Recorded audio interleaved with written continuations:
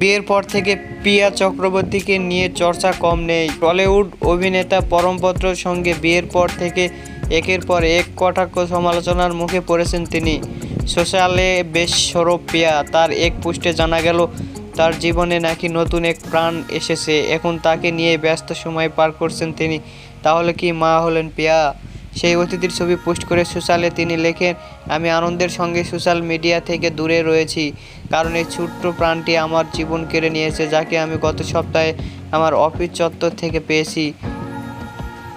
এত নরম উষ্ণ, গায়ে প্রচুর লোম। প্রিয়ার শেয়ার করা সেই ছবিগুলোতে দেখা গেছে তার বুকের উপর শুয়ে রয়েছে ছোট্ট বিড়াল, যাকে নিয়ে পরম পত্নী ভীষণ ব্যস্ত।